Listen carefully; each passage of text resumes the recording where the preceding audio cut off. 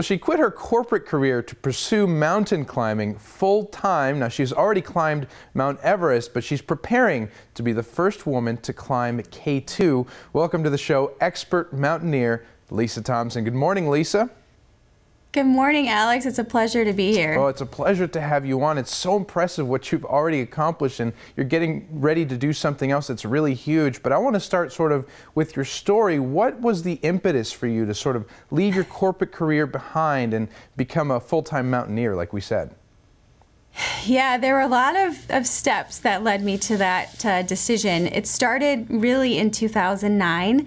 That was the year that I summited Mount Rainier, which is the highest peak in Washington. And after standing on that summit, I knew that mountaineering would be a big part of my life because I like the idea of setting a big goal and working hard to accomplish it. And that feeling of accomplishment after a successful climb is important to me because it can't be taken away. So after Rainier, I chose a different, more challenging peak somewhere in the world every year. And I learned a lot about myself and grew my self-confidence a lot as well. That new self-confidence turned out to be important to me in 2015 because that's the year that I was diagnosed with breast cancer.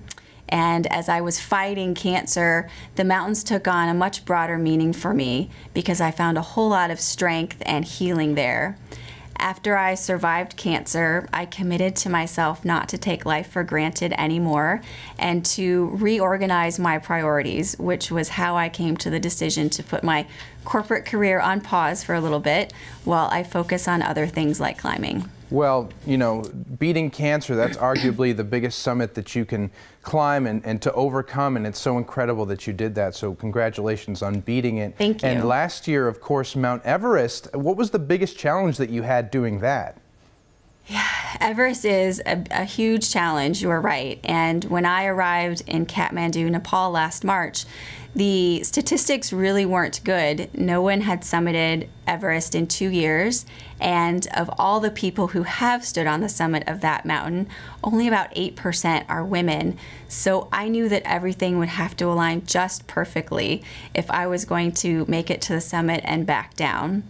One of the things that I've learned climbing is that a lot of things can go wrong on a big mountain, and that there are also a lot of things that I just can't control in the mountains. So on Everest, it was really important for me to just focus on what I could control, which basically boils down to just my attitude and staying healthy.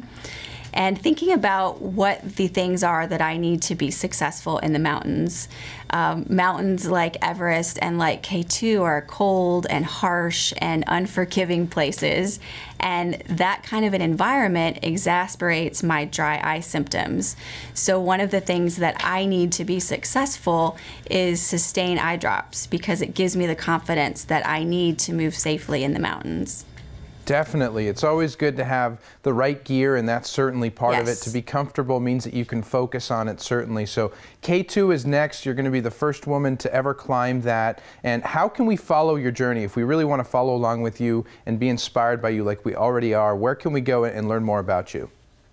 Yeah, I'll be the first American woman to summit that mountain, and Sustain is the official sponsor of that climb. So I would love it if your audience would follow along on their Facebook page, which is Sustain Lubricant Eye Drops. It would really mean a lot to me to have that support as I take on this next challenge. Well, certainly, and congratulations again, Lisa. Thank you for joining us, and best of luck on the mountain. Thank you. Of course. Now stay right where you are. We'll be right back.